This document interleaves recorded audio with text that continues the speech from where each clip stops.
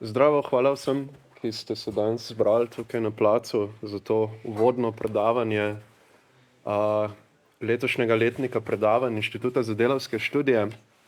Zdaj, jaz sem v tej nehvaležni poziciji, da v bistvu uvajam uvodnik in tako v bistvu sam uvajam celoten letnik. Začel bi z malenkost klišejsko, z nekimi besedami, ki se jih najpogosteje pripisuje Leninu, ampak v resnici ne vem, kje je to Lenin napisal, niti ne vem, če je to zares nekaj, kar je Lenin rekel v svojem času. In sicer so desetletja, v katerih se ne zgodi nič, in so tedni, v katerih se zgodijo cela desetletja.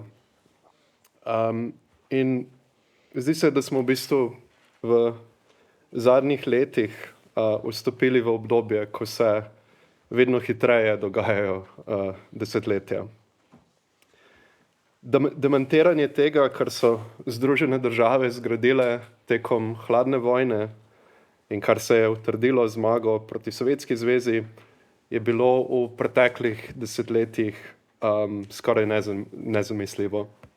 Danes pa se nekako zdi, da ni nič bolj očitno kot postopen razpad ameriškega imperija. V bistvu vstopamo v neko novo obdobje, ki ga nekateri označujejo kot obdobje multipolarnosti, po mojem povsem upravičeno, ampak ki ga prav tako lahko opišemo kot novo obdobje oboroževanja in tudi novo obdobje vojaških spopadov, morda tudi novo obdobje v zgodovini imperializma. Današnje predavanje ni namenjeno temu. Temu bo namenjenih veliko predavanj v tem letniku, ki se bojo posvečali Ukrajini, ki se bojo posvečali Gazi, ki se bojo posvečali NATO in tako naprej.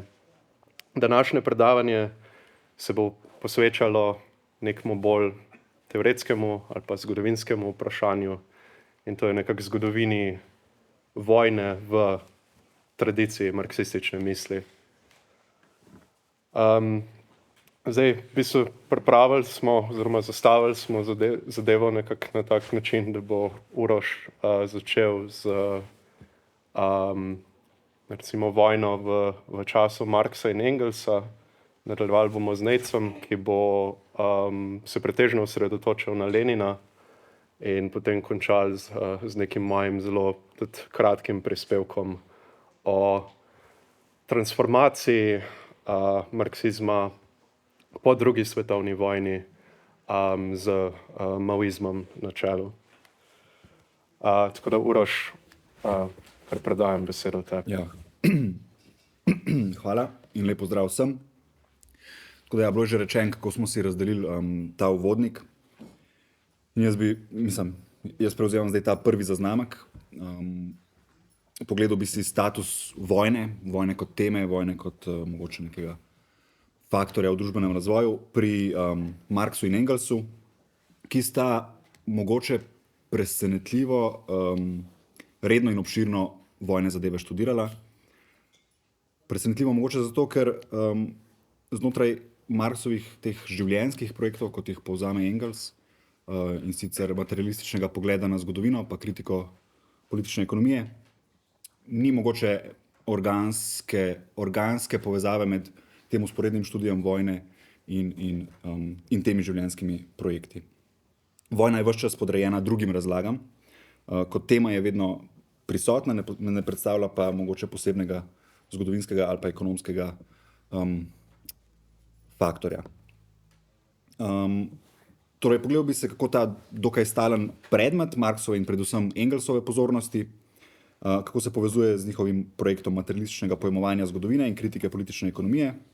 Na koncu bi pa pač opozoril še, oziroma bi si pogledal še to epizodo, kjer vojna ni zgolj nek oddaljen predmet zgodovinarske ali pa kritične pozornosti Marxa in Engelsa, ampak je neka neposredna okoliščina, na katero se morata odzvati in tudi poseči vanjo. V nemški ideologiji je se mi zdi, dober pokazatelj, kakšno usodoma vojna po tem prvem koraku kritike ideologije, ko mimobežno nastopi kot posledica nekih zelo prozaičnih razlogov, ki so z ekonomskim razvojem postali svetovno-zgodovinski. Ne, ni to res. Bom kar prebral, citiram. Čim bolj se tedaj med tem razvojem širijo posamezni krogi, ki učinkujejo drug na drugega, čim bolj izoblikovani produkcijski način, občevanje in s tem samorasla nastala delitev dela med raznimi nacijami uničujejo prvotno zaprtost posameznih narodov, tem bolj zgodovina postaja svetovna zgodovina. Tako da, če recimo v Angliji izumijo stroj, ki v Indiji in na Kitajskem spravi nešteto delavcev ob kruh in preobrne vso eksistenčno obliko teh dveh cesarstev, postane ta izum svetovno-zgodovinski faktum. Ali da sta sladkor in kava v 19. stoletju s tem dokazala svoj svetovno-zgodovinski pomen, da je pomankanje teh produktov, ki ga je bil ustvaril napoleonski kontinentalni sistem, pripravilo Nemce do upora proti Napoleonu in bilo tako realna osnova slavnih osvobodilnih vojn 1813. Iz tega sledi, da ta preobrazba zgodovine v svetovno zgodovino ni golo abstraktno dejanje samozavedanja svetovnega duha ali kakšne metafizične prikazni, temveč docela materialno, empirično dokazljivo dejanje. Dejanje, za katero daje dokaz vsak individuum, kot pač je. Kot je, pije in se oblači. Podobno kot je s tem materialističnim pojmovanjem zgodovine, kot so ideje, ali pa ena ideja, ali pa druge metafizične prikazni, so zdaj podrejene neki ekonomski razvojni stopnji nekega obdobja, tako tudi sila in vojna nista več gonilni sili zgodovine. In tudi pred preobrazbo zgodovine v svetovno zgodovino, torej pred razvojem kapitalizma, je vojna, če že, pojmovana kot družbeni odnos, ki je podrejen ekonomskemu razvoju in protislovju. Doslej so silo, vojno, plenjenje, roparski umor in tako dalje imeli za gonilno silo zgodovine, pravita v nemški ideologiji. Tu se lahko omejimo le na glavne točke in navedemo le primer, ki najbolj bode v oči, da staro civilizacijo uniči barbarsko ljudstvo in se na to naveže oblikovanje nove družbene delitve, ki se je začelo od kraja. Pri osvajajočem barbarskem ljudstvu je vojna sama še redna občevalna oblika, ki jo toliko bolj vneto uporabljajo, koliko bolj prirastek prebivalstva pri doseženem in zanje edino možnem grobem produkcijskem načinu ustvarja potrebo po novih produkcijskih sredstvih. In tako dalje. In s to, recimo, degradacijo statusa ideologije ali pa idej, ki jo opravita v nemški ideologiji, postane vojna poleg družbenega razvoja, poleg politične ekonomije, nek ta usporedni predmet njunega materialističnega pogleda, tehnologija stavka, to je iz enega slavnega predavanja, materialističnega pogleda na zgodovino. To je še toliko bolj izrazito pri Engelsu, ki 48-49 vojaško sodeluje tudi v teh kasneje spodletelih revolucijah in tudi sproti analizira vojaške bitke in to izkušnjo teh revolucij povzame kasneje študijo nemških kmečkih vojn 16. stoletja in poleg nekih političnih funkcij, ki te njegove knjige, spisal nemške kmečke vojne, torej političnih funkcij, da izpostavi nujnost zavezništva nemških kmetov z delavci, ki so zdaj očitno edini revolucionarni razred, in politične funkcije, da pač rekuperirajo to neko revolucionarno energijo po teh neuspelih revolucijah. Gre pri tej zgodovinski študiji še za nadaljnjo demonstracijo tega materialističnega pojmovanja zgodovine glede vojnih zadev. Spet citiram, v svojem opisu kmečke vojne sem zgodovinski potek boja očrtal samo v obrisih, skušal sem razložiti vzroke kmečke vojne, položaj različnih strank, ki so nastopale v njej, politične in verske teorije, v katerih so si skušale te stranke priti na jasno o svojem položaju. Končno, kako je izid boja nujno izviral iz zgodovinskih družbenih življenjskih razmer teh razredov. Prikazati sem hotel torej takratno politično stanje Nemčije, upore proti njemu in politične in verske teorije tedanje dobe, ne kot vzroke, ampak kot rezultate razvojne stopnje, na kateri so bili tedaj v Nemčiji kmetijstvo, industrija, kopne in vodne poti, blagovna in denarna trgovina. to temo se v bistvu pol spet vrne, se nikoli ne gre stran. Ne. Ampak recimo v Anti-Duringu dobi mogoče dodaten značaj, ko Engels v tem poglavju o teoriji nasilja še dodatno poudarja to odvisnost vojaške sposobnosti neke družbe od ekonomskih pogojev. Pa ne po moje zato, da bi minimiziral pomen vojaških zadev, ampak prav, da v bistvu da izpostavi nujno stalnost vojne v razrednih družbah. Pardon.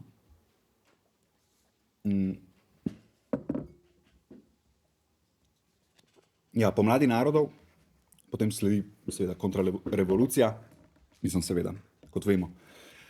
In slabih 10 let zatišja revolucionarnih delavskih aktivnosti, ko se pa na koncu 50 let 19. stoletja demokratične in socialistične sile začnejo spet prebujati, pa Marx in Engels obnovita svojo pozornost vojnim zadevam, obnovita v tem nekem, jaz bi rekel, kar sistematičnem smislu.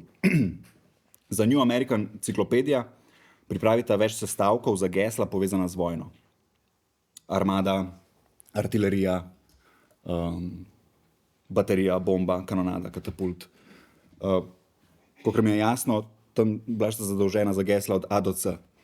In zdaj v teh, sicer zaradi narave te službe, mislim tega joba, ki ste ga imela, da pišeta za to enciklopedijo, gre za malo bolj suhoparne prispevke, ampak vseeno gre za nadaljevanje projekta materialističnega pojmovanja vojaške zgodovine, kjer so tehnološke inovacije, vojaški materiali, vojaški mehanizmi, vojaške formacije, strategije, sestava, organizacija vojsk, ostali splošni pogoji vojn umeščeni v ta nek družbeno-ekonomski razvoj in zvezani so s stopnjo razvoja produktivnih sil. Zanimivo je mogoče to, da sestavki za to ameriško enciklopedijo nastajajo sočasno s prvimi osnutki Kapitala in v korespondenciji z Engelsom glede njegovega sestavka za geslo Armada Marx izpostavil zgodovinsko posebnost antične vojske, ki pravi, torej, da ima Armada pomembno vlogo pri ekonomskem razvoju, je prva sfera, kjer se pojavijo mezde, prva, kjer opredeli pravno kategorijo pravice do premične lastnine, cehi se oblikujejo okoli teh podpornih služb, inženirskih in recimo mehaničnih podpornih služb vojne. Prvič, kjer se mašinerija uporablja v velikem obsegu,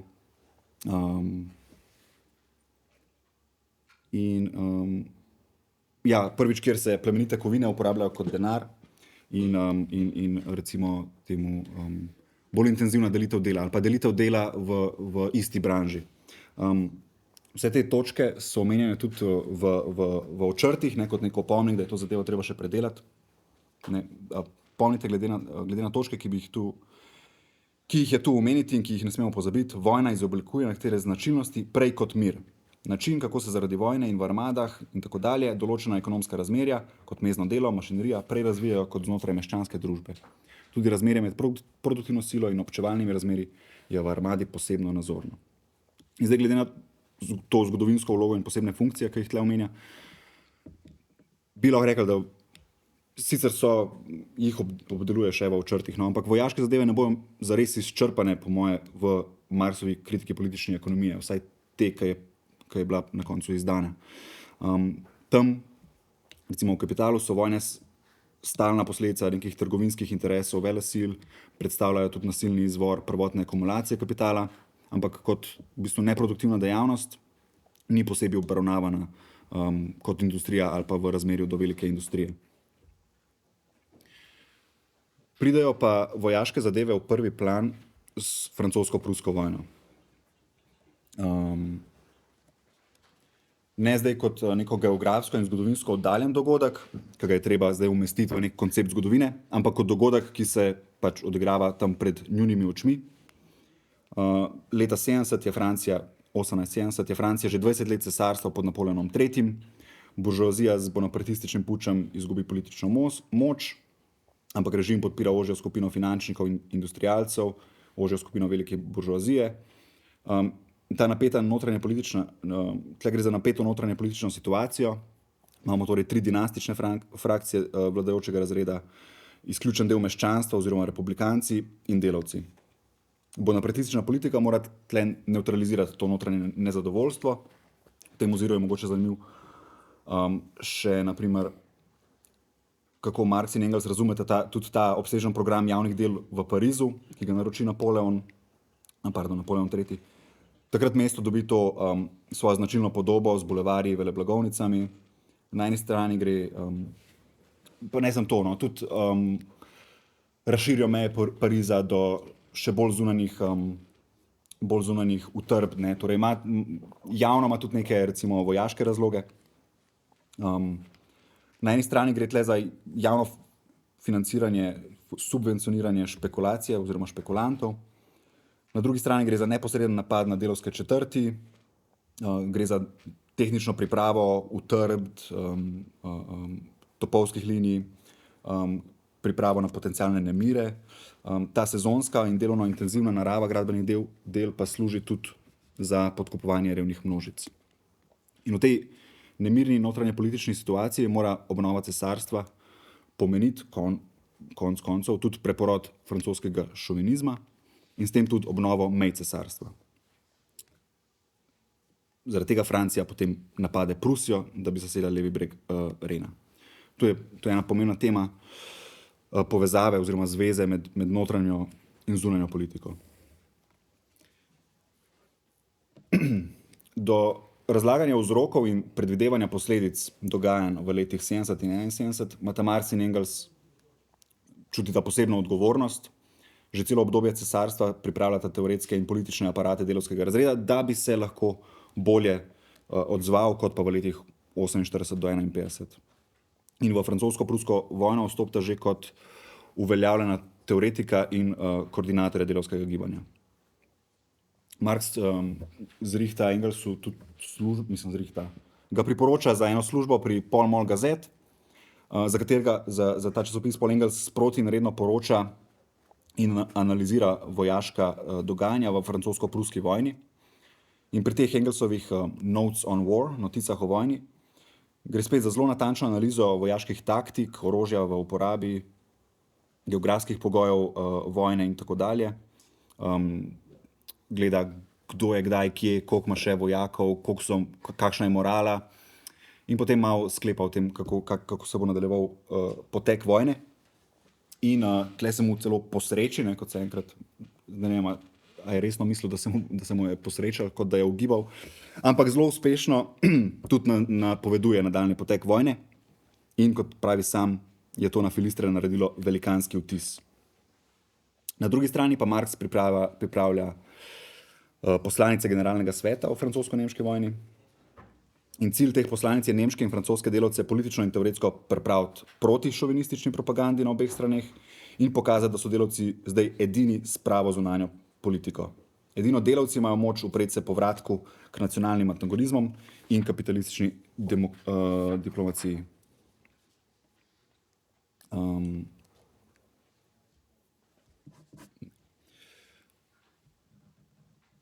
Ampak, v začetku septembra 70 francoska vojska katastrofalno zgubi, kar Engels v bistvu, zelo zanimivo, časovno in lokacijsko v svojih noticah zelo natančno napove že avgusta. Posledica je sesutja francoskega cesarstva in razglasitev republike. Pariz je obkoljen, francoska vojska, razen narodne garde, je razorožena, sklenjeno je premirje. Na eni strani imamo torej zdaj novo francosko vlado, ki jo sestavlja buržoazija, na drugi strani množice, ki so lahko obdržala svoja orožja. In ta vojaški neuspeh francoske vojske in zdaj te notranje napetosti med novo buržoazno vlado in oboroženimi množicami želi Prusija tudi izkoristiti, da pač to svojo sprva defenzivno vojno uspešno spremeni tudi v osvajalsko. In tle ta uporen Pariz izpostavil pravi značaj vojne v kapitalizmu. Versajska vlada poskuša razorožiti narodno gardo, ti se oprejo, izvolijo in razglasijo komuno. Mislim, da je bila včeraj obletnica tega. Zgodovinski in politični pomen komune in ukrepov, ki so jih v tem kratkem obdobju svojega obstoja ki so si jih zadali, so znani. Izpostavil bi pa ta očiten in nujen razredni značaj te sprva dinastične ali pa imperialistične vojne. In sicer to, da Prusi in versajske sile tukaj sodelujejo v zatiranju komune. Prusi izpuščajo francoske vojaške ujetnike, da ukrepijo versajske sile, prav tako pa spustijo versajsko vojsko, da uporab trdnjave in vhode, ki jih je obvladovala pruska vojska. In vse to 20-letno čiščenje Pariza zaradi varnostnih razlogov, to širjenje obrambnih sposobnosti mesta so na koncu uporabljene proti delavskemu razredu. In te špekulacije o tem, da je bil pravi značaj obnove Pariza s temi širokimi bulevarji, z rušitvami delavskimi četrti, v resnici ukrep nacionalnega vladajočega razreda v primeru državljanske vojne, se je s tem gladkim sodelovanjem te tuje vojske pri tej državljanski vojni je postalo jasno to, da zdaj kapital v bistvu v zadnji instanci ne pozna meja in da delo nima prednosti domačega terena. In med francosko-prusko vojno se pokaže posebna odgovornost marksistov, da razumejo in razlagajo vojno, njene politične in ekonomske vzroke ter daljnosežne posledice.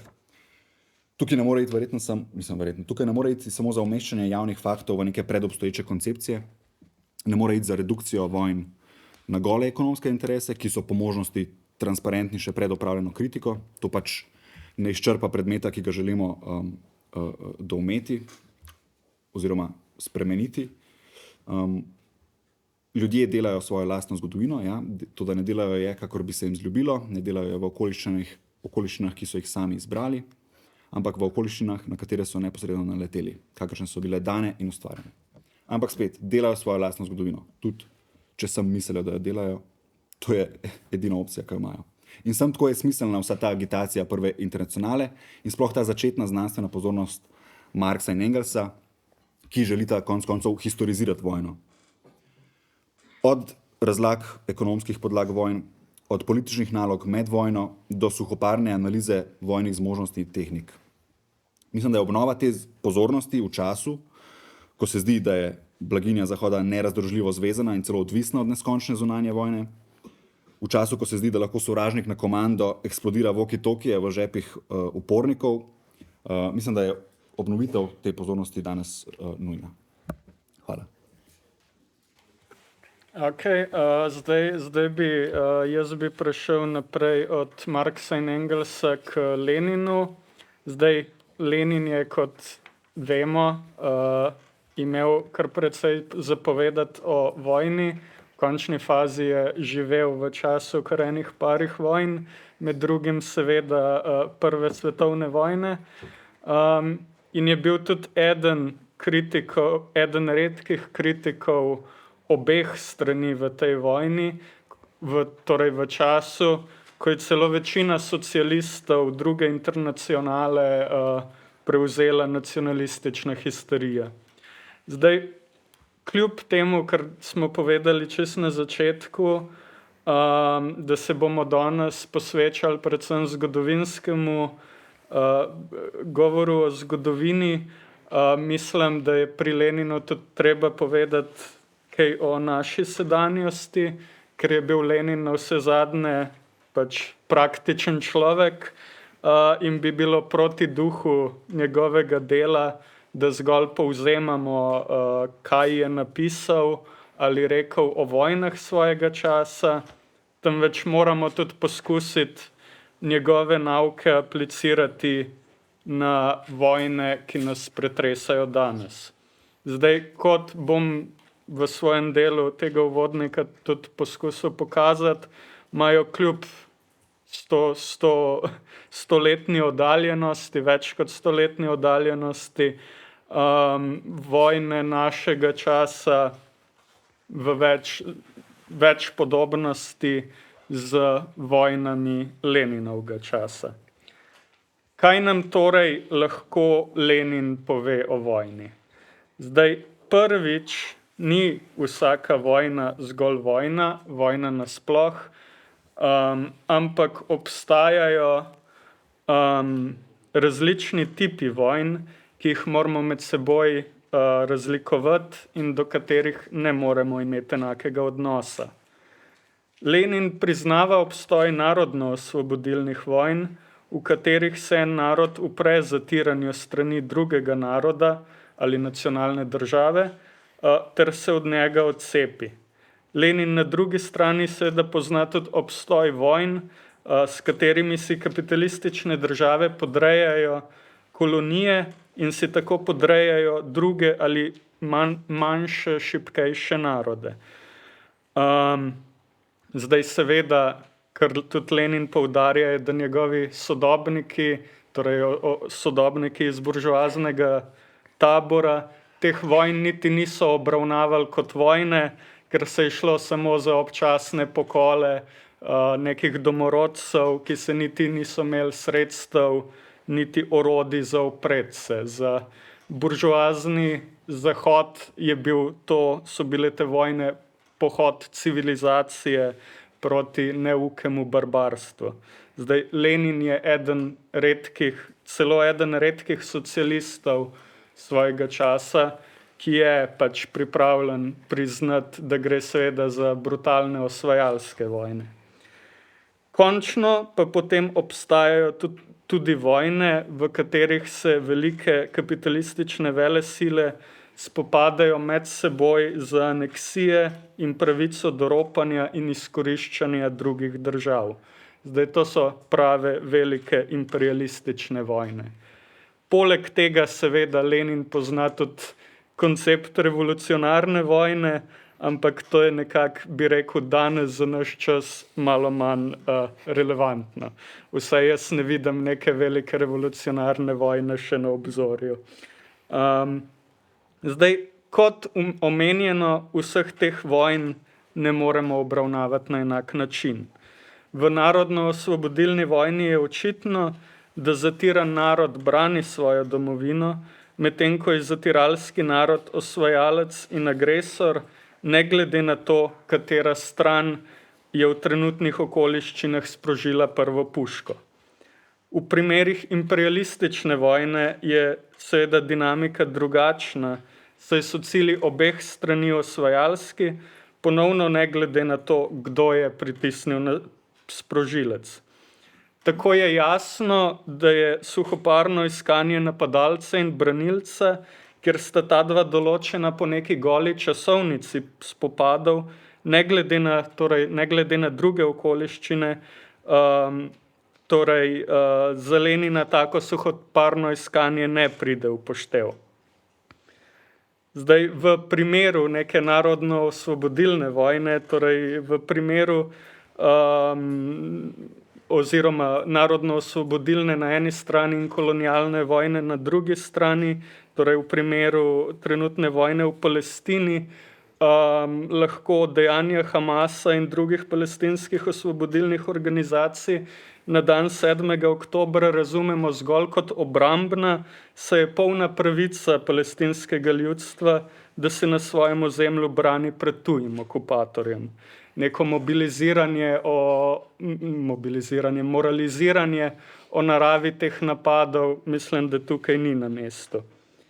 Tako ne zgolj neposredna hvala Izraelu, temveč tudi liberalno javkanje, da sta nekako krivi obe strani, v končni fazi pomeni podporo okupatorskemu osvajalskemu režimu, saj palestinskemu ljudstvu odreka pravico, da se brani. Seveda pa ima vsaka imperialistična država oziroma njeni vladajoči razredi interes, da svojo vojno prikaže kot obrambno, čeprav se v resnici bori za ekonomsko ali ozemeljsko širitev in bojni plen. Lenin poudarja, kako je v času Prve svetovne vojne nemška propaganda trdila, da je njihov cilj osvoboditi narode ruskega imperija izpod carističnega jarma, medtem ko so sile Antante trdile, da se seveda borijo proti nemškemu militarizmu in despotizmu. Zdaj, kot poudarja Lenin, sta se obe strani enako, po svojih besedah seveda, enako borile za domovino, civilizacijo in kulturo, medtem ko je bila druga stran vedno zgolj zla, stekla zver, ki želi zgolj zatirati vse naokoli sebe. In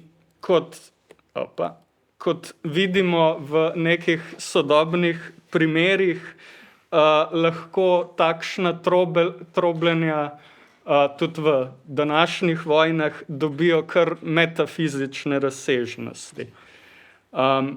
Dejstvo pa je bilo že takrat in do neke mere tudi danes, da so vladajoči razredi obeh strani dejansko tvorili take zle stekle zveri, ki želijo zgolj katerih namen je zatiranje drugih narodov. Zdaj, kako lahko vidimo skozi pregrado vojnih propagand različnih imperialističnih držav? Lenin v svojem govoru o vojni navaja že zelo znan Clausewitzov citat, da je vojna nadaljevanje politike z drugimi sredstvi. Zdaj, seveda, kaj pomeni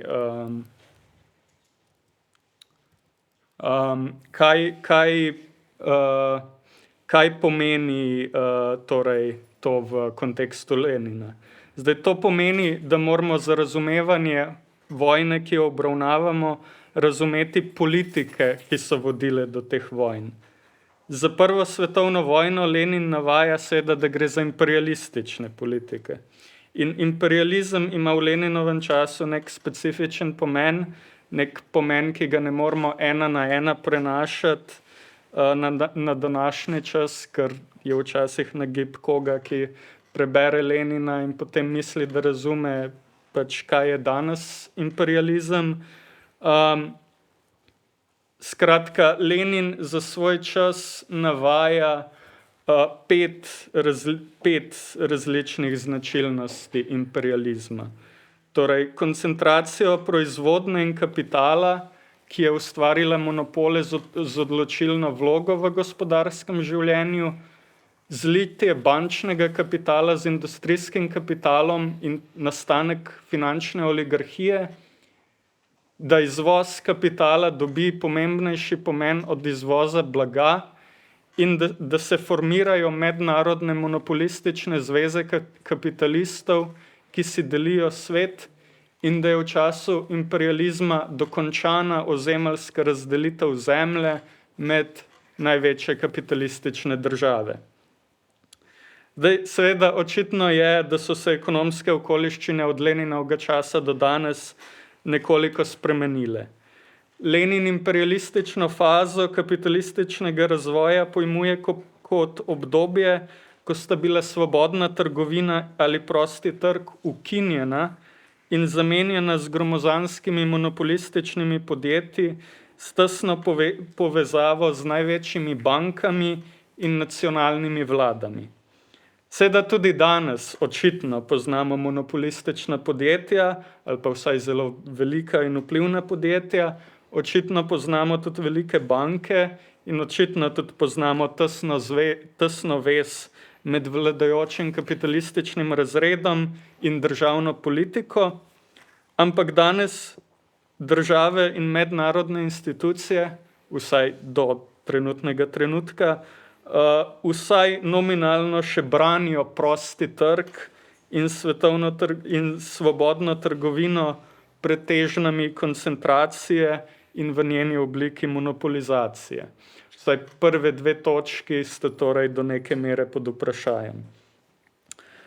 Lenin prav tako v osnovi govori o v današnjih izrazih multipolarnem svetu, kjer si nekaj kapitalističnih držav oziroma zvez držav podredi celoten svet, da si zagotovi posest nad surovinami, trge za izvoz blaga ali kapitala ter možnost presežnega izkoriščanja, ki pride z odvisnim položajem in slabšimi delovnimi pogoji v kolonijah.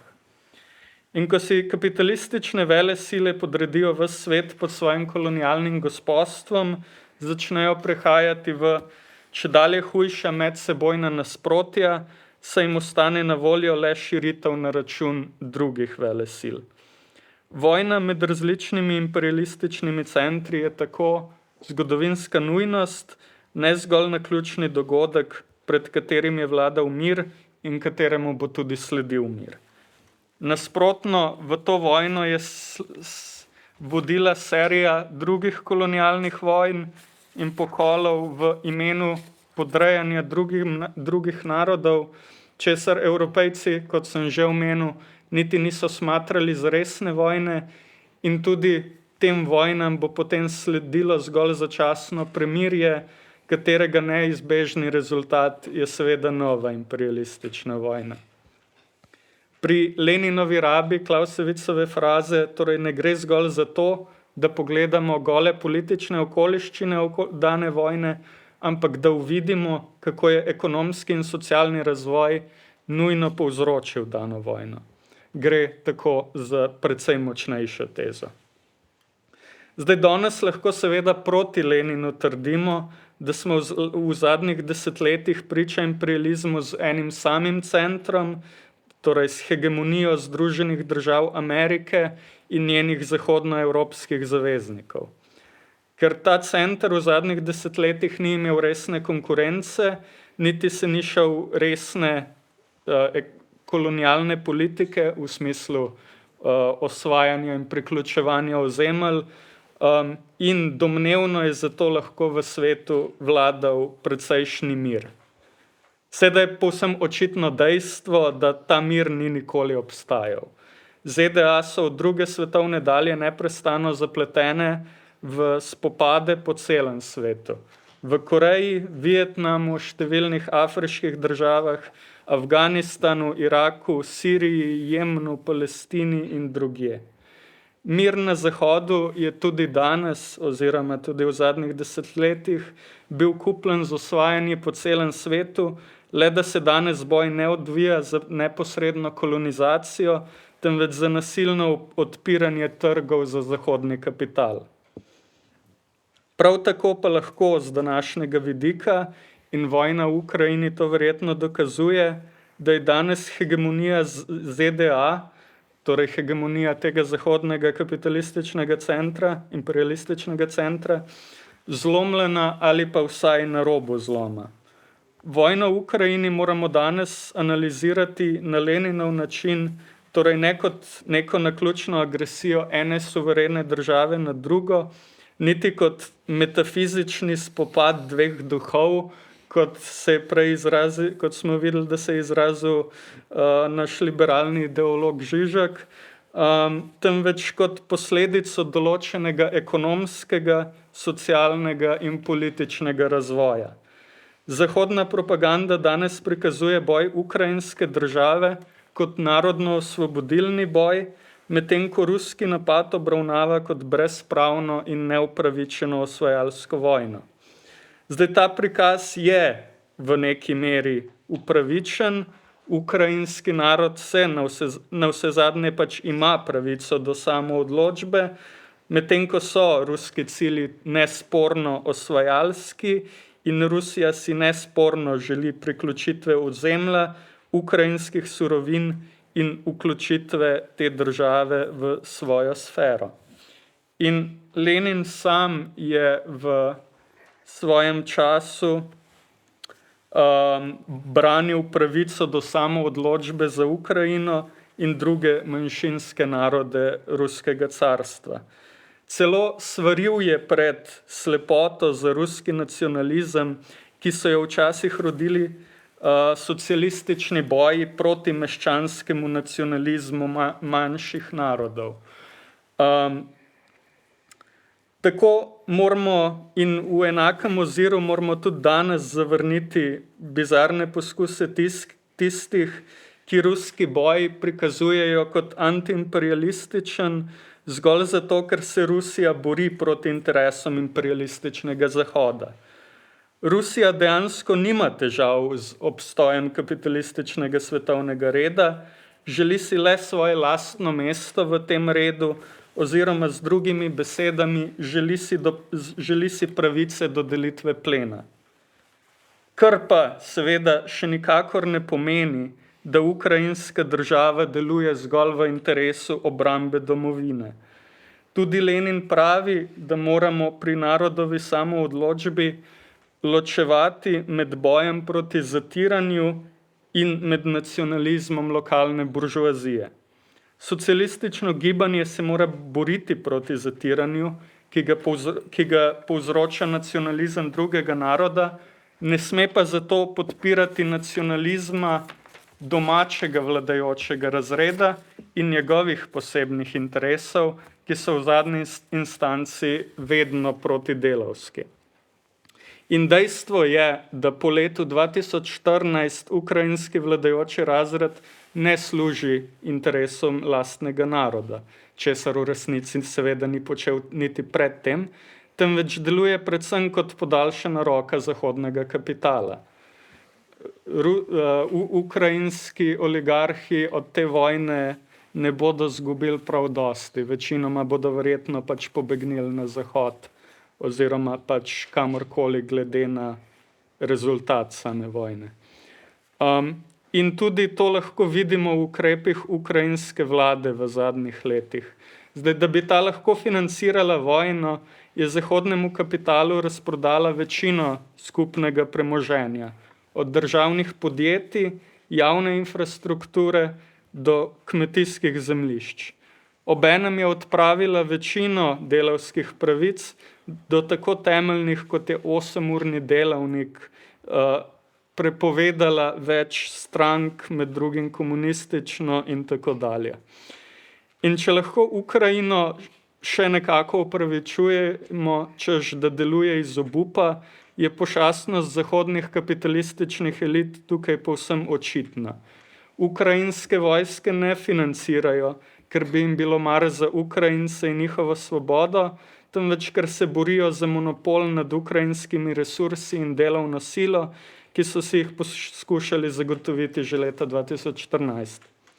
Denarna pomoč Ukrajini obstaja v obliki posojil, ta denar pa Ukrajine niti ne vidi, ker je namenjen ameriški vojaški industriji. Tako je v praksi jasno, da gre tudi danes za spopad med dvema imperialističnima blokoma za delitev plena v Ukrajini. Tudi nenadno evropsko moralno prebujenje, ki ga vidimo v zadnjih mesecih in ki je sledilo Trumpovemu razkritju ameriškega cinizma in pragmatičnosti, je v osnovi še zgolj en propagandni manever. Novi evropski militarizem je zgolj posledica strahu, da bo ob dogovoru med ZDA in Rusijo Evropa ostala brez svojega deleža plena v Ukrajini, s tem pa verjetno tudi brez svojega mesta v novem multipolarnem svetu. Ukrajinski narod sam je medtem vojno že izgubil, verjetno še preden se je ta sploh začela. In ne bo imel nobene koristi od njenega nadaljevanja, le še več smrti in uničenja. Socialisti moramo zato ostro tudi nasprotovati vsem militarističnim vzgibom na Zahodu. Zdaj, kakšno vodilo ima torej za dano situacijo, za situacijo, v kateri se nahajamo danes, Lenin? Zdaj, lahko najdemo naslednjo formulacijo na koncu resolucije Študgartskega kongresa druge internacionale iz leta 1907, in potem še 1910 in 1912, ki je večinoma rezultat nekih amandmajev, ki so jih dali ruska delegacija v sestavi Roze Luxemburg, Lenina in Martova. Torej, če citiram, v primeru, da je vojna neizogibna, bodo delavski razred in njegovi parlamentarni predstavniki v vpletenih državah zavezani, da storijo vse v svojih zmožnostih, da preprečijo nastop vojne, pri čemer uporabljajo za ta namen vsa sredstva, ki jih presojajo kot najbolj uporabna in ki se morajo po naravi razlikovati glede na ostrino razrednega boja in splošne politične okoliščine. V primeru, da vojna kljub temu izbruhne, bodo zavezani ukrepati za dosego njenega čimprejšnjega konca in uporabiti vse svoje sile, da izkoristijo ekonomsko in politično krizo, ki jo je ustvarila vojna, da prebudijo ljudske množice in tako pospešijo padec kapitalističnega razrednega gospodstva. Zdaj, seveda, težava je v tem, da danes nimamo nekega socialističnega gibanja, ki bi lahko izvedlo kakšno prebujenje ljudskih množic. Še kvazi socialistične stranke, ki so nastale po krizi leta 2008, so v tem času dokončno izdale socialistično gibanje. Ampak na vsezadnje se je tudi ta zgodba enkrat že odvila, verjetno več kot enkrat, ampak tudi v času Prve svetovne vojne so skoraj vse socialistične stranke izdale delavski razred in podprle vojskojoče se buržoazije. Lenin sam je obupoval, ko je ruska država med vojno prepovedala in blokirala praktično vse legalne dele partijske organizacije. Pa je stranka pač takrat na to zgradila toliko močnejše podzemlje. Kar nam nakazuje Leninov primer je, da v takšni situaciji ne smemo obupati. Lenin sam pravi na primeru Nemčije, da če je tam en sam socialist, ki se bori proti vojni, ta človek predstavlja celoten delavski razred. In ta posameznik bo neizbežno še pred koncem vojne prerasel v množico, saj se vojna v takšni ali drugačni obliki ne bo končala, dokler ne bodo odpravljeni vojni interesi kapitalističnih elit. In zadnji Leninov nauk, ki bi se ga dotaknil, je ravno o oportunistih, izdajalcih ljudstva, ki so se tako ali drugače pridružili vojskojočim se buržoazijam. Njihovo delo je, da zakrivajo značaj vojne, da mirijo ljudstvo, češ da je treba še malo potrpeti, samo še zmagati tole vojno, potem pa bo bolje, potem pa se bo zagotovo nekaj zares spremenilo, če tudi sami za to ne bodo nikoli storili prav nič. Najhujši so po Leninu tisti, ki nihajo nekje na sredini, ki na eni strani govorijo o miru, na drugi pa tiho podpirajo vojno. Današnje kvazi pacifistične stranke v Sloveniji in Evropi sicer pravijo, da so za mir, vendar ne le, da ne uporabljajo vseh svojih sil za končanje vojne, kot je zahteval že Študgartski kongres, temveč niso pripravljene storiti niti najmanjšega tveganja, da bi k temu kakorkoli prispevale. Zato, če se želimo kaj naučiti od Lenina, ne smemo zaupati nobenim obljubam o drobtinicah ali ustrahovanjem pred zunanjimi in notranjimi sovražniki, naj bodo to Trump ali Janša, ki nam jih ponujajo takšne stranke. Navsezadnje moramo vedeti, da so tistega človeka, Karla Liebknechta, za katerega je Lenin dejal, da sam predstavlja celotni delavski razred Nemčije, na koncu zgodbe umorili prav socialni demokrati.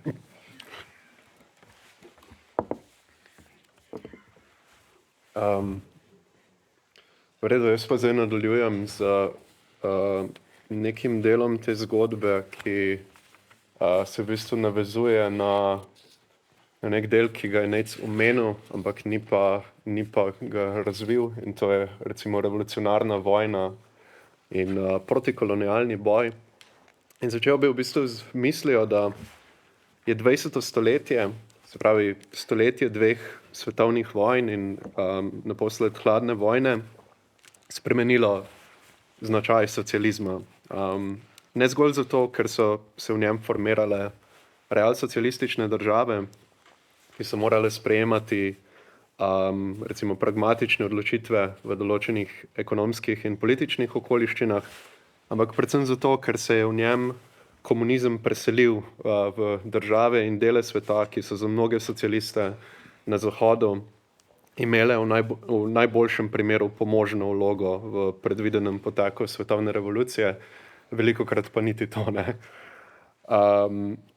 Kar vidimo v 20. stoletju je v bistvu postopna transformacija socializma, ki je prvotno nastopal kot politični projekt za že razvite kapitalistične države, kot sta bila Anglija in Nemčija, v politični projekt, ki je pretežno uspeval in se najbolj utrdil v kontekstu industrijsko nerazvitih, v nekaterih primerih še vedno pretežno fevdalnih držav, kot sta bila Rusija in Kitajska, in pa kolonij velikih kapitalističnih sil v vzhodni Aziji, Južni in Srednji Ameriki in Afriki. 20. stoletje je bilo v skladu s tem stoletje, v katerem se je nosilec revolucije v nasprotju s tradicionalno idejo odločilne vloge urbanega proletariata deloma preselil na podeželje. In stoletje, v katerem se je boj za socializem temeljno zvezal in celo bil deloma podvržen boju za nacionalno neodvisnost. Ta je potekal tako v obliki narodno-osvobodilnih vojn in oboroženih uporov proti kolonizatorju, kot tudi v obliki gradnje socialističnih držav, ki se lahko gospodarsko in politično izognejo novi kolonizaciji ali periferizaciji strani imperialističnih držav. Periferizaciji, ki bi in pogosto tudi je nastopila v primeru integracije teh držav v kapitalistični sistem. Pomembno je, da je v bistvu že tretja internacionala v zgodnjih letih Sovjetske zveze prepoznala nujno vlogo koloniziranih ljudstev in protikolonialnih gibanj v socialističnem boju. Na Kongresu ljudstev vzhoda leta 1920 je Kominterna preformulirala klasično revolucionarno geslo, ki ga najdemo na koncu komunističnega manifesta, torej ta proletarci vseh dežel, združite se, v geslo, ki ga je zaznamoval novi dvojni revolucionarni subjekt, in sicer se je to glasilo: proletarci vseh dežel in zatirana ljudstva vsega sveta, združite se. Trdil bi, in tukaj sledim predvsem delom italijanskega marksističnega zgodovinarja Domenica Losurda, da je ta drugi subjekt v bistvu igral odločilno vlogo v 20. stoletju, v komunizmu 20. stoletja, in da je njegov boj proti imperializmu in kolonializmu vsaj v praksi izpodrinil primat tradicionalno razumljenega razrednega boja med buržoazijo in proletariatom. Najpomembnejši koraki v to smer so nastopili z drugo svetovno vojno. Premik je bil razviden v Sovjetski zvezi, ki v drugi svetovni vojni ni bila soočena zgolj z možnostjo ali pa grožnjo poraza socialističnega projekta, ampak je bila tudi soočena zelo neposredno grožnjo kolonizacije pod nemško oblastjo. To pogosto pozabimo, da je Nemčija ni bila omejena na to, da je čistila neko svojo populacijo, pač Judov, Romov in tako naprej, ampak da je projekt bil, mislim, zelo klasičen kolonizatorski projekt. Želeli so spremeniti vzhodno Evropo in Rusijo v bistvu v kolonijo Nemčije, ki bi ponujala Nemcem pač neko v osnovi suženjsko delovno silo.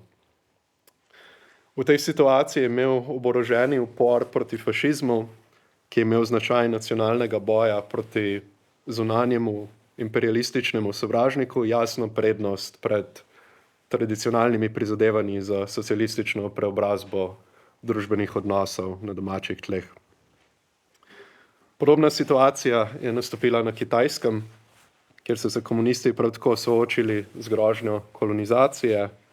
Tudi tukaj je na prvo mesto stopila nacionalna osvoboditev v obliki oboroženega upora proti fašistični Japonski. In ni presenetljivo, da se je prav v tem zaostrenem vojnem kontekstu oboroženega upora proti kolonizatorju, formulirala recimo teorija socialistične politike, ki je podpirala, zagovarjala enotnost nacionalnega in razrednega boja. Ta teorija je bila formulirana v enem izmed klasičnih besedil maoizma, v razpravi o protislovjih iz leta 1937, v kateri je Mao trdil, da je pri analizi konkretnih zgodovinskih okoliščin treba upoštevati neko razliko med temeljnim ali glavnim protislovjem in pa netemeljnimi protislovji. Šlo je prvi za idejo, da vsako družbeno formacijo,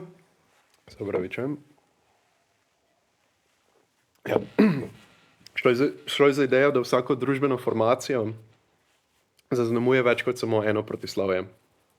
Tako moramo v primeru analize neke konkretne politične situacije v kapitalistični državi upoštevati naprimer protislovja med proletariatom in buržoazijo, med mestom in podeželjem, med preostanki fevdalnih razredov in buržoazijo, med monopolno in nemonopolno buržoazijo in tako dalje. Drugič pa je šlo za idejo, da eno izmed teh protislovij vedno zaseda temeljno pozicijo in da tisto protislovje določa značaj in razvoj vseh ostalih protislovij. V primeru razvitih kapitalističnih držav, ki so si, kot je Nate prej omenil pri Leninu, so si razdelile svet, je marksizem pravilno identificiral temeljno protislovje kot razredno protislovje med buržoazijo in proletariatom. Se pravi, potek boja med tema dvema razredoma in razmerje med njima naj bi v temelju pogojeval razvoj in značaj vseh ostalih protislovij znotraj tega razvitega kapitalističnega sistema. Ključno s protislovjem med, recimo temu, centrom in periferijo, med kapitalistično državo in njenimi kolonijami ali polkolonijami. Ampak, če nasprotno ne govorimo o kapitalistični državi ali deželi, ki je naprimer v poziciji Anglije ali Francije, če govorimo nasprotno o samih kolonijah ali polkolonijah, je temeljno protislovje drugačno. V primeru Kitajske, ki jo je Mao opredelil kot polkolonialno državo in ki je bila med drugo svetovno vojno soočena z agresivnim imperialističnim posegom Japonske, je temeljno protislovje postalo protislovje med imperialističnim napadalcem in ljudstvom, ki mu grozi kolonizacija. Ta je primarno določena razvoj ostalih strukturnih trenj, ki so v luči zunanje grožnje izgubila svoj antagonistični značaj. Tako se je lahko formirala v tem obdobju Združena fronta proti Japonski, ki je združevala kitajsko komunistično partijo in pa konservativno nacionalistično ljudsko narodno stranko. Mao je v kontekstu te Združene fronte, kot sem že omenil, govoril celo o enotnosti nacionalnega in razrednega boja. Tukaj imam en citat iz enega Maovega govora iz leta 1938. Citiram: "V boju, ki je nacionalnega značaja, razredni boj prevzema obliko nacionalnega boja, kar kaže na istovetnost med njima. Po eni strani za določeno zgodovinsko obdobje politične in gospodarske zahteve različnih razredov ne smejo biti takšne, da bi motile sodelovanje, po drugi strani pa morajo biti zahteve nacionalnega boja, potreba po uporu proti Japonski, izhodišče vseh razrednih bojev. Tako je v Združeni fronti identiteta med nacionalnim bojem in razrednim bojem." Seveda pa ideja ni bila v tem, da se komunistična partija razpusti v nacionalnem boju, temveč v tem, da razume svojo zgodovinsko pozicijo v širšem socialističnem boju, ki ga v primeru Kitajske, tako kot v primeru držav, ki so v sorodni, nerazviti ali periferni poziciji, primarno določajo razmerja moči med imperialističnimi državami ter njihovimi kolonijami in polkolonijami.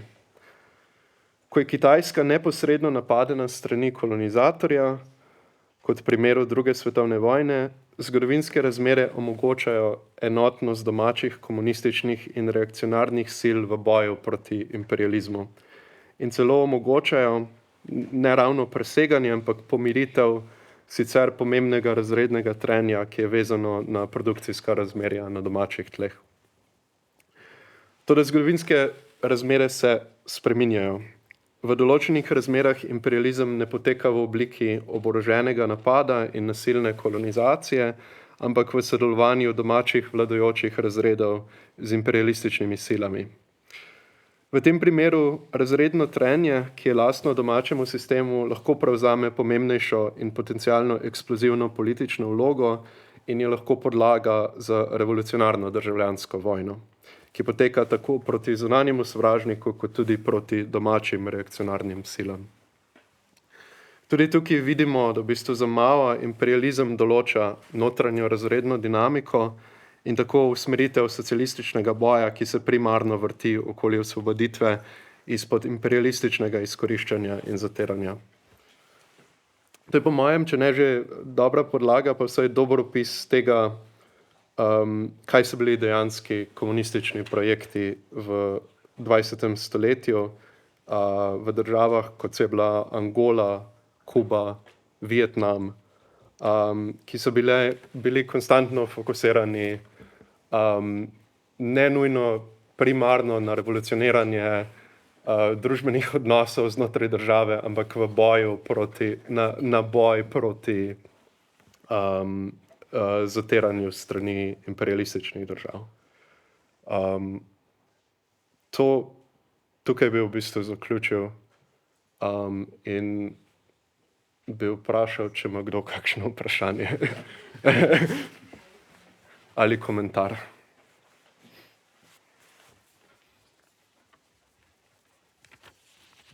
Ali kritiko. Ali podporo Rusiji ali Ukrajini. Prosim. Jaz sem v bistvu mogoče na Nejcu del eno navezavo. V bistvu, če jemljamo za predpostavko, da socialisti trenutno niso gibanje, ki bi lahko dejansko igralo neko vlogo pri sprejemanju političnih odločitev na koncu dneva, in istočasno ne želimo otvoriti nobenih zavezništev z državami, ki so mogoče kapitalistične, ampak v antagonističnih odnosih z državami pač imperialističnega centra. Kaj je potem dejansko konkretna strategija, ki jo lahko kot socialisti, ki smo trenutno marginalni, uberemo na tem področju, da pač ne bo stvar teorije, ampak stvar konkretne politične prakse na nekem točki.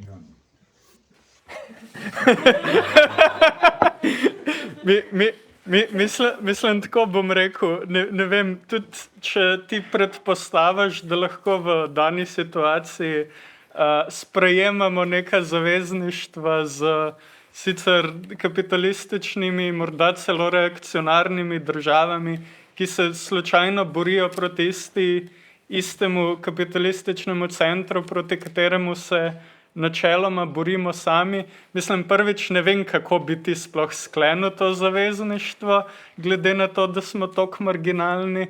Če, ne vem, lahko te, I guess, ruski boti na TikToku podprejo.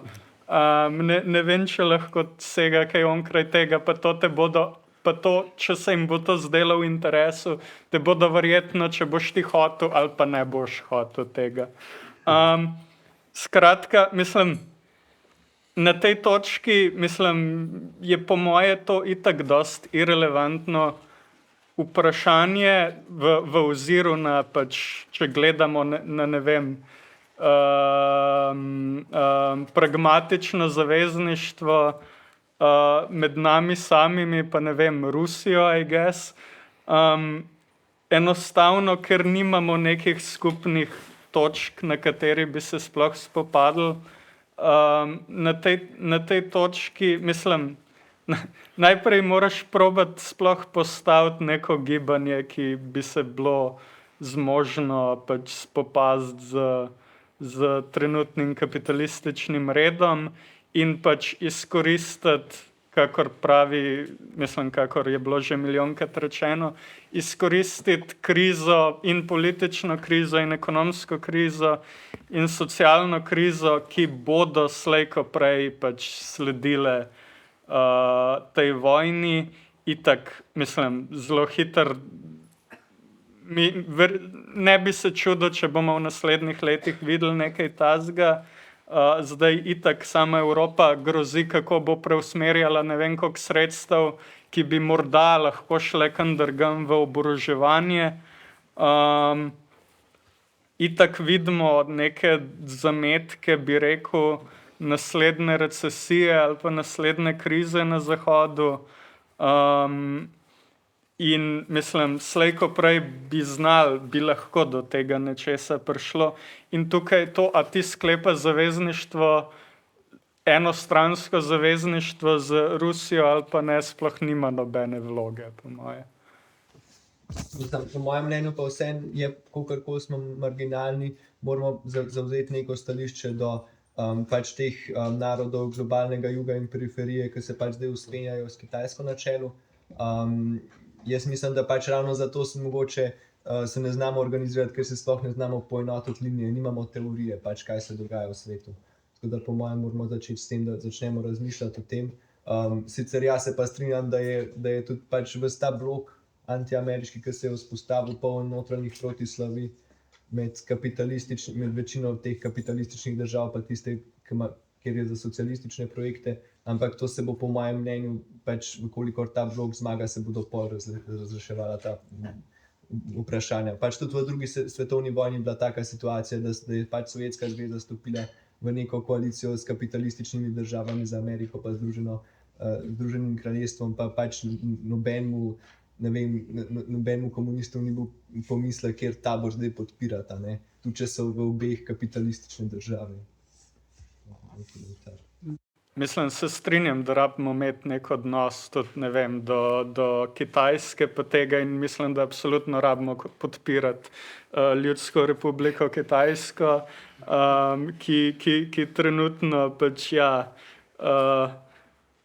zmaguje svojo vojno proti nekako ameriškemu centru, ne da bi sploh bojevala to vojno. In ki je pač najbližje temu, mislim, ki je neke vrste pač socialistična družba, čeprav ne socialistična družba po nekem pač z evropskimi značilnostmi. No. Ampak mislim, vse, kar pravim, je, da na tej točki ti lahko načelno podpreš nek boj, ampak na tej točki pa prav, mislim, ogromno ti s to podporo ne boš mogel narediti. Najprej rabiš dobiti moč, da sploh lahko, mislim, da tvoja podpora nekemu boju sploh nekaj pomeni. In mislim, da danes še nismo na tej točki, ko bi nekaj tazga bilo. Najbližje smo bili pri najbližje smo pri pač palestinski osvobodilni vojni, ampak kot vidimo, mislim, ravno zato, ker je tam Izrael tako očitno kolonialen in genociden, da še večina najbolj trdih liberalov tako je prisiljena nekako to sprevideti.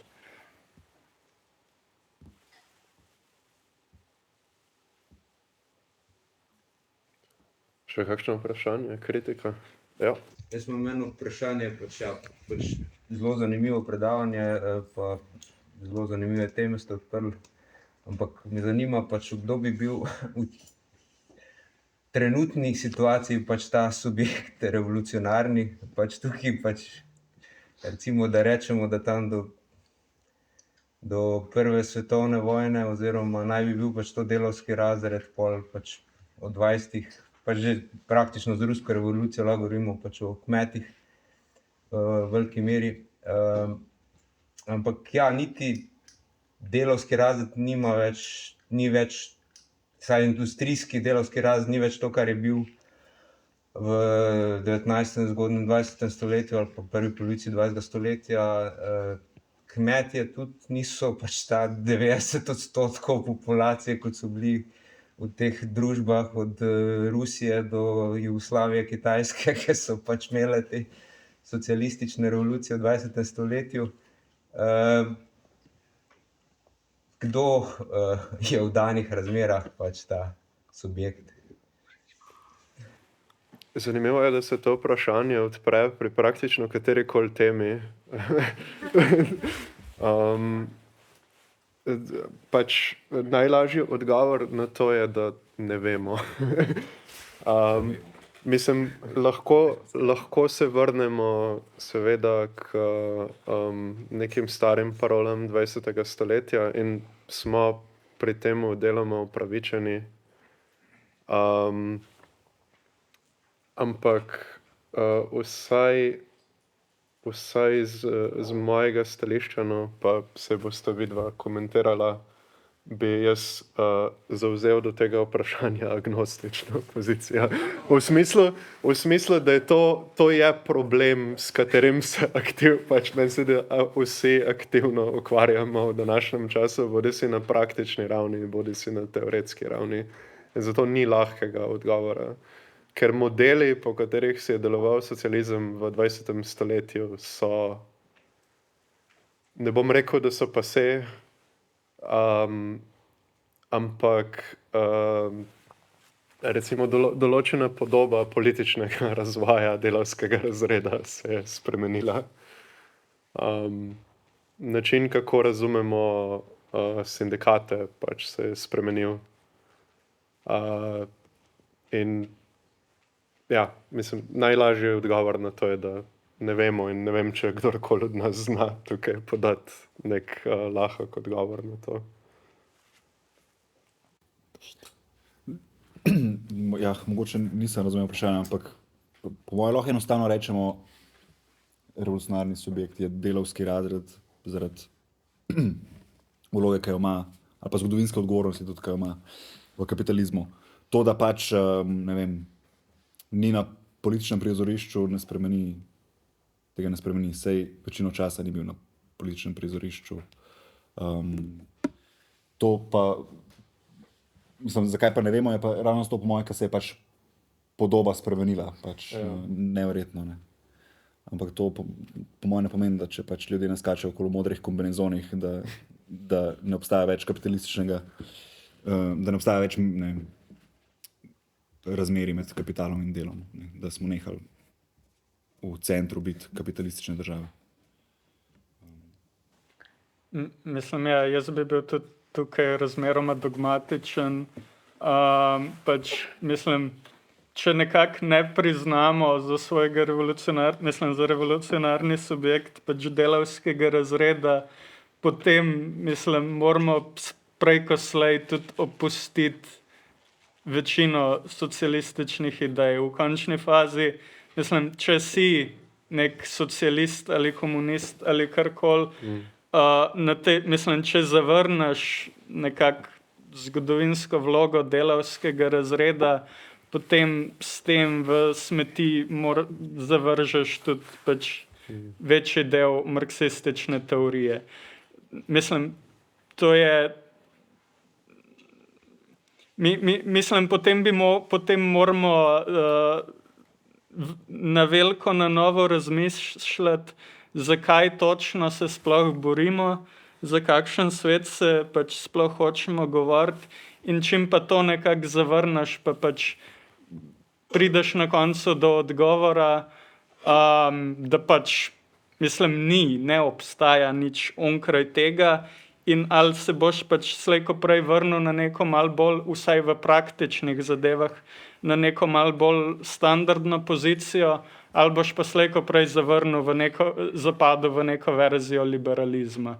Čim dobiš neke zelo široke subjekte, brez nekih pač konkretnih razrednih značilnosti, mislim, naenkrat tudi zgubiš pač izpred oči konkretne politike, ki bi jih mogel zagovarjati, konkretne boje, ki bi jih mogel odpirati, in pač konkretne cilje, ki jih hočeš doseči. Če smem sam dodati tukaj, se strinjam glede ekonomske pozicije delavskega razreda. Problem je v tem skoku med, recimo, če uporabljam to neko staro terminologijo, razredom na sebi in razredom za sebe. Zdi se mi, da tukaj je velik problem v sodobnem komunizmu. Mislim, če je vprašanje, kako pridemo do revolucionarnega subjekta v smislu nekega subjekta, ki je aktivno revolucionaren, ne zgolj revolucionaren in potencija, ne znamo prebrati, se opravičujem.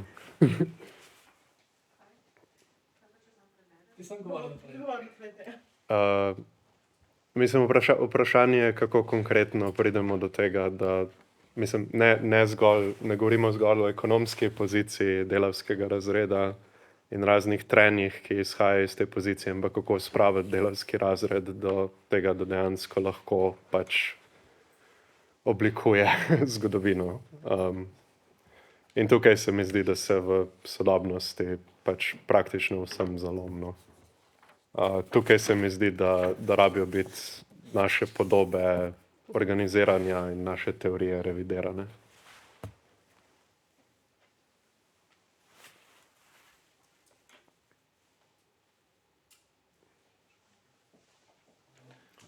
Še kakšno vprašanje?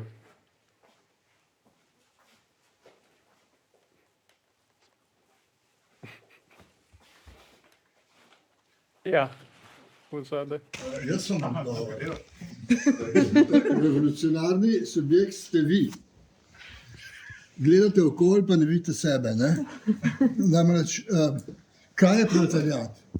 Proletariat so tisti, ki proizvajajo presežno vrednost za kapital. Vi ste bodisi prekarci, bodisi študirate zakaj? Da boste prišli na trg delovne sile, ne? To so vam povedali. Torej, ali ste proletariat, ali pa še ne boste. Ampak ne boste nič drugega. In razlika, ki se staro heglovsko rečeno glasi, kot je rekel Arne, razred za sebe, razred na sebi, ne, so jo operajisti boljše formulirali. Ali ste delovna sila, izkoriščena, super eksploatirana delovna sila v primeru prekarcev, ne? Ali ste pa delovni razred, ko se politično sestavite. Ne? In kolega je rekel, ni teorija. Je teorija, zdaj smo jo slišali ravnkar. Ne?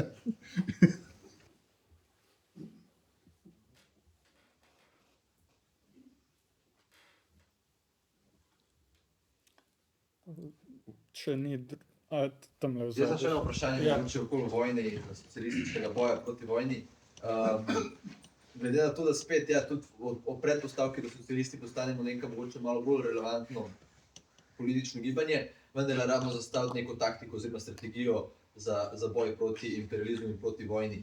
Na tej točki to predvsem velja proti imperializmu. Torej, a se vam zdi zavezništvo z predstavniki neke nacionalne buržoazije, ki vedno bolj prehaja v nek spor oziroma nestrinjanje z velekapitalom Evropske unije, Amerike itd., a je to zavezništvo smiselno? Torej, a je smiselno, ne vem, zavezništvo med socialistično organizacijo in neko navidezno reakcionarno ali pa dejansko reakcionarno organizacijo, ki pa vendarle je recimo NATO-skeptična ali pa evroskeptična, kolikor je to kljub celi svoji šizofreniji, recimo stranka Resnica, ki če poslušaš njihov content, ima najbolj artikulirana protivojna stališča v Sloveniji trenutno in bi se verjetno nas večina strinjala s stališči, ki jih Zoran Stevanović v svojih revijih zagovarja, kljub temu, da je pač na mnogo drugih področjih težek šizofrenik. Mislim, da pri takem vprašanju prvič tako lahko misliš, da si ti tukaj v nekem pragmatičnem zavezništvu, s katerega boš tudi ti na koncu ne vem kaj dobil ven, ampak mislim, da lahko sumimo vnaprej, da so precejšnje šanse, da bo ta druga stran pač na koncu potamanila tebe. Ne? Tudi mislim, da pogosto je precej tvegano iti z nekimi takimi zavezništvi, ker mislim, če misliš, da boš na koncu, ko oni vidijo, da se ti boriš z njimi za isto protiimperialistično stvar, da bodo tudi oni stopili na kakšna bolj socialistična stališča, ne bodo, ker na koncu bolj sovražijo komunizem od NATO. In tudi končno mislim, da pod imperializmom mi ne razumemo istega, kar v svojih pač, mislim, saj ne pravijo sploh imperializem ponavadi, ampak kar pač razumejo oni. Mislim, v končni fazi se mi borimo proti kapitalizmu, oni se borijo samo za nek bolj nacionalen kapitalizem. In sklepanje tukaj zavezništev, mislim, da je kvečjemu nevarno.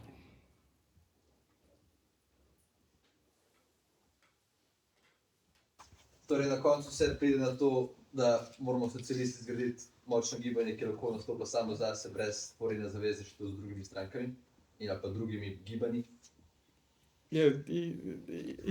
Jaz sem vsaj na tej točki mal proti ideji kakšnih združenih front.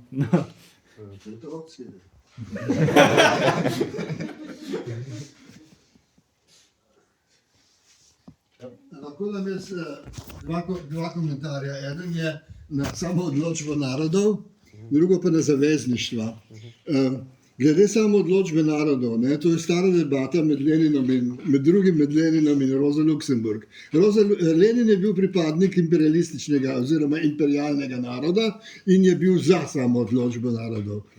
Rosa Luxemburg, poleg tega, da je bila Judinja, je bila Poljakinja, pripadnica podrejenega naroda in je bila proti samo odločbi narodov, ki je dobro poznala svoje nacionalne korifeje. Ne?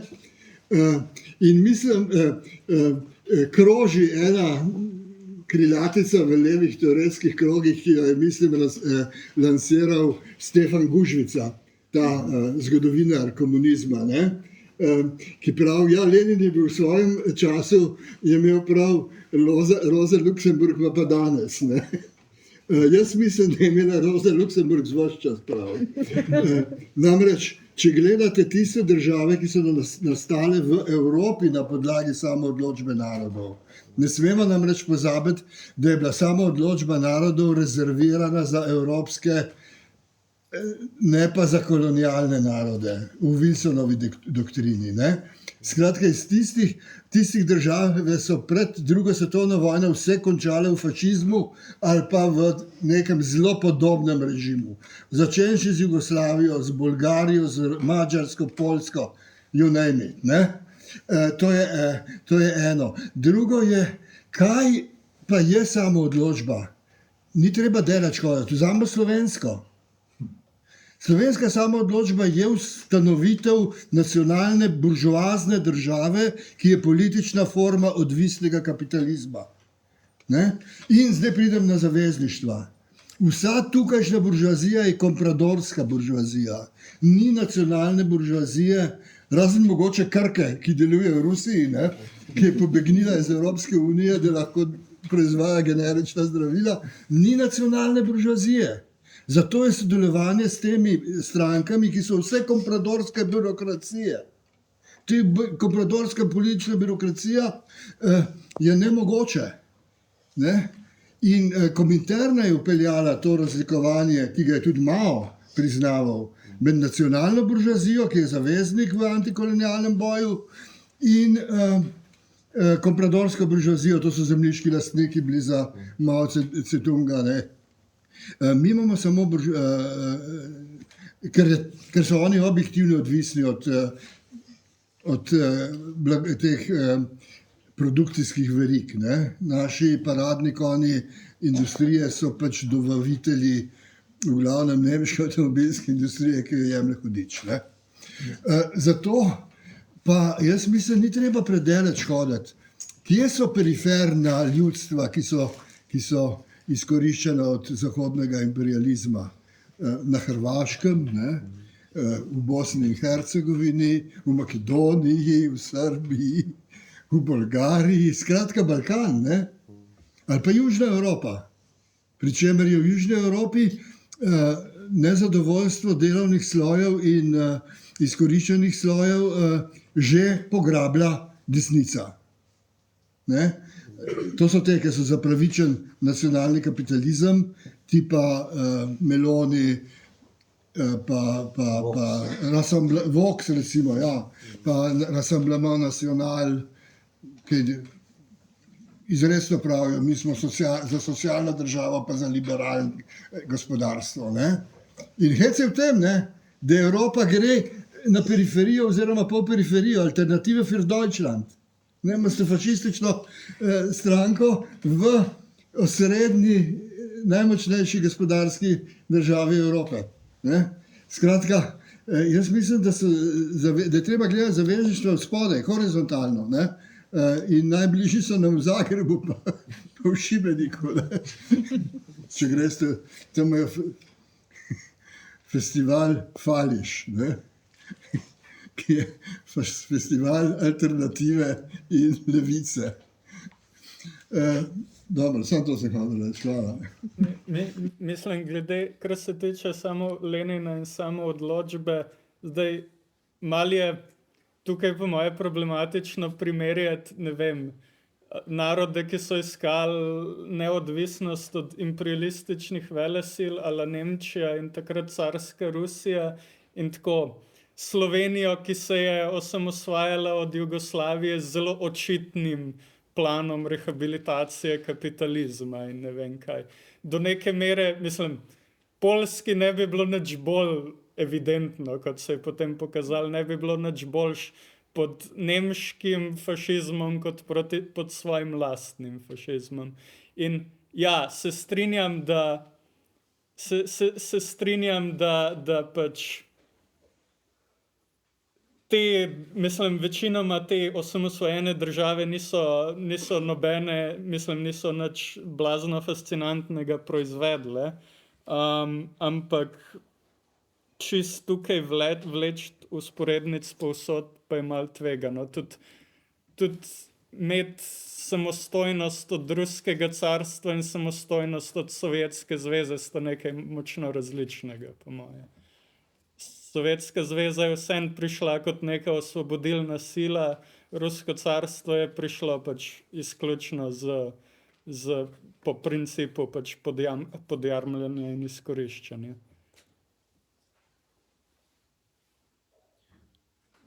Ja, ampak ta samoodločba je taka abstraktna stvar, ki je na strani tistega, ki se samo odloča. In na strani tistega, ki se samo odloča, ne dela teh razlik, ki jih mi zdaj tle delamo. Tako da v bistvu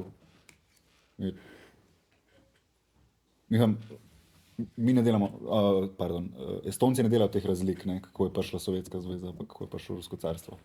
Tako da ravno tle bi mi mogli biti, ok, samo odločba odpade. Ne. Mislim, ne. Katalonija je super primer, ko se je levica tako pograbila za njo, ampak je isti primer kot v Sloveniji. Torej je najbolj razvit del Španije, ki noče biti več, noče, da ga Andaluzija nazaj vleče, ne, tam turizem mu gre fajn, lahko se odpira v svet. Pa je slovenska levica takrat kar stopila na stran Katalonije. To je tipičen primer. Mislim, ne vem, kaj ne bi v tem, mislim pa takrat imela Španija še prav reakcionarno vlado, če se prav spomnim. Mislim, na tisti točki stopiti na stran Španije je spet. Sej vem, zato ne vem, zakaj bi se... Ker jaz sem debatiral o tem s svojim sinom. In enkrat sem rekel v debati, nič naprednega ni v katalonskem secesionizmu, ne? Pa je on rekel, ja, oni so za republiko. Ja. Skratno je podano, ne? Tako da stvari kontradiktorna, ne? Ja, ampak sem prej pozabil tle, sem prečrtal, ampak zanimivo je bilo iz korespondence Marxa in Engelsa glede francosko-pruske vojne, kjer sta si tudi v bistvu sta imela neke predsodke in sta si obetala od zmage Prusije, naprimer, da se bo težišče delavskega gibanja prestavilo v Nemčijo in to ne bi predstavljalo napredek. Ne. Seveda nista bila naivna, ne, da bo pruska stran ostala pač pri defenzivnih ciljih. Ampak ja, in v glavnem po neki napaki se zgodi, da je pač ta Marxova ocena, ne, da bi bilo napredno, če se težišče premakne na stran Nemcev, je bila po nesreči objavljena javno. Ne, in Marx je bil zelo jezen. Ne. Zelo jezen. In tudi ob drugih priložnostih, ko je govoril, kaj vse dobrega bi prinesla zmaga Prusije, recimo Po možnosti bi lahko Italija dobila Nico, po možnosti bi Švica dobila nazaj. Ne? Ampak vseeno, veš ta čas reče, ampak v bistvu ni stvar komunistov, da se postavljajo pač na strani, da zauzemajo strani v teh v bistvu dinastičnih, nacionalističnih sporih. No, In mislim, da pri Kataloniji smo lahko tudi tiho. Ampak drug primer pri Marxu in Engelsu, kaj pa Irska? Mislim, Marx in Engels sta na veliko podpirala pač irska gibanja, mislim, ki so bila takrat še bolj v zasnovah za samostojnost oziroma za odcepitev od Velike Britanije. Tako da in tudi na to se potem nanaša pač Lenin proti Rozi Luxemburg.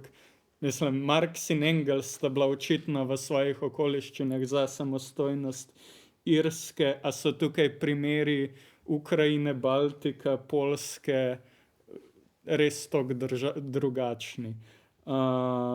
Tukaj, tako da mislim, govoriti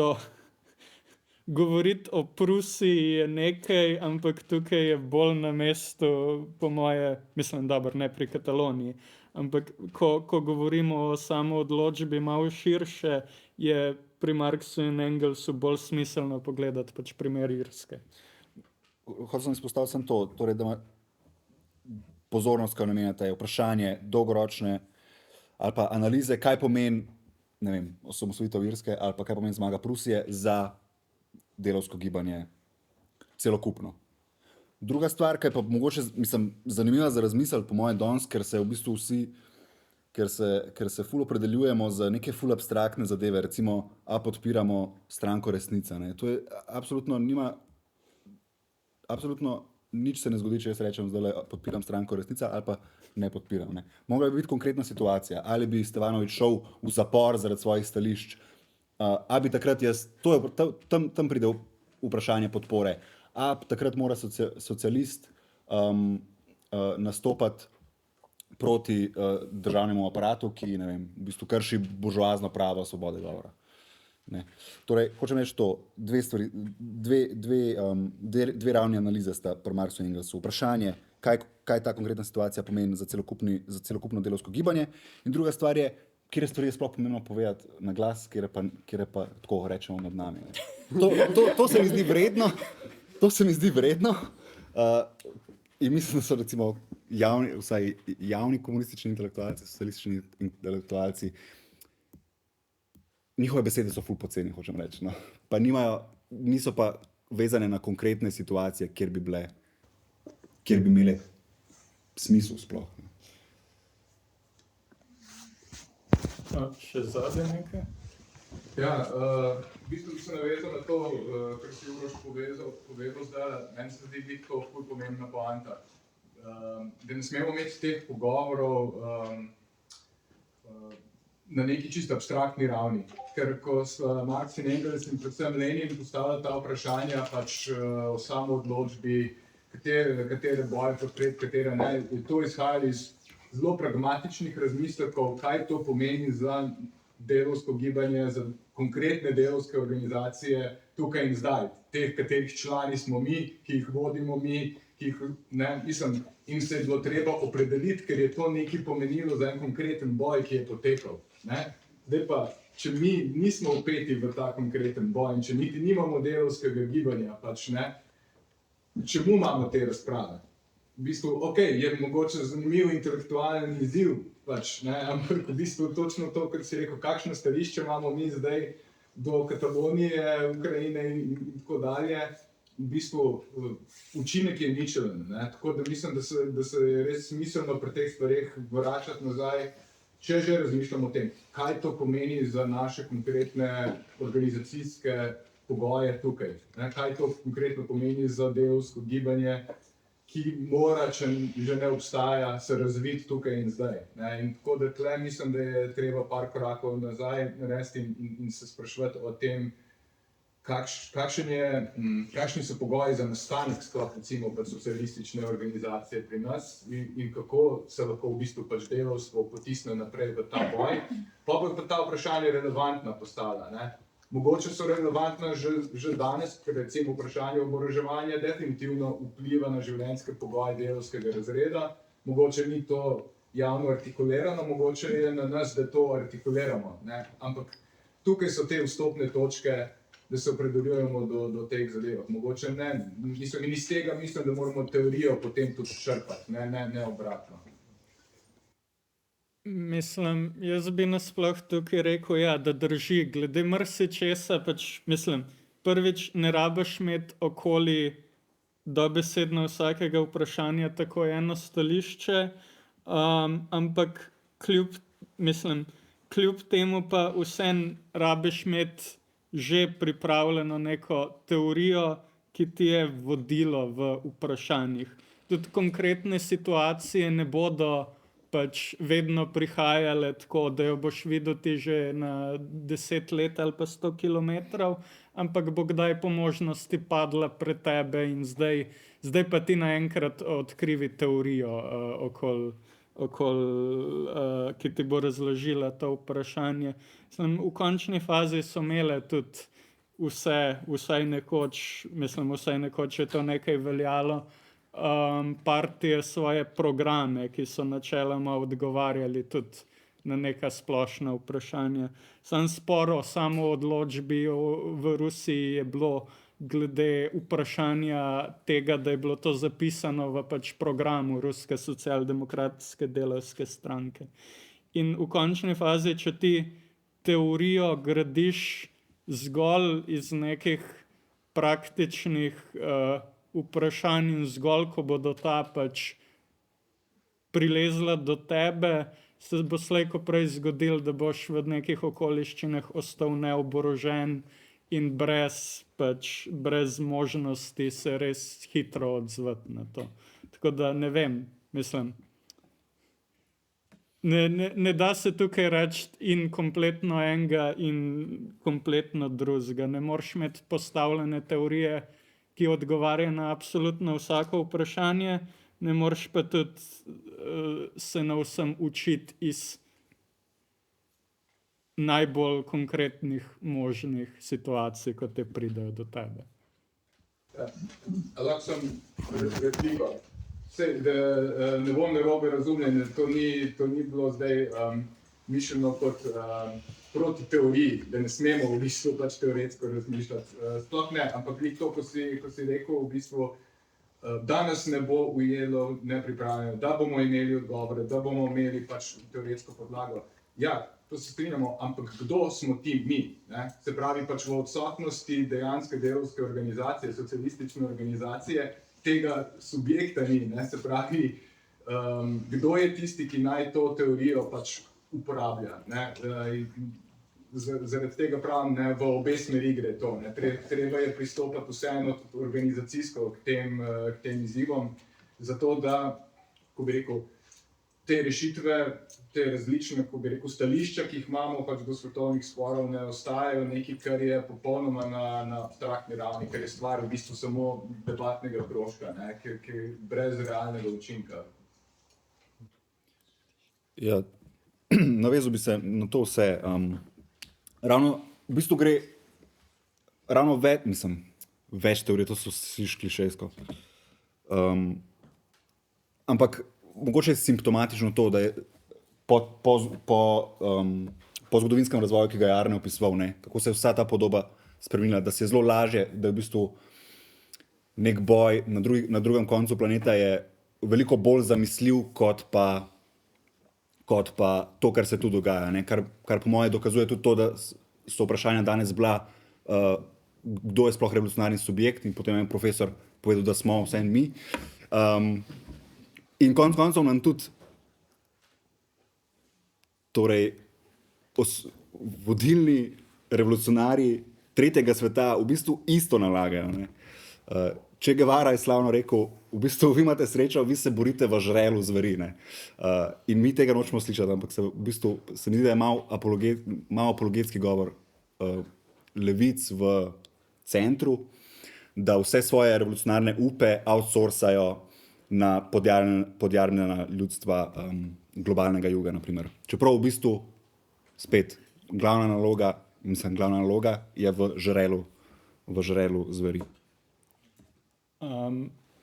Tehnika na drugi strani pravi, da bodo počasi odpovedale baterije, tako da nas objektivne okoliščine kličejo, da moramo tole počasi zaključiti. Tako da ja, hvala vsem, da ste prišli, da ste se udeležili tega.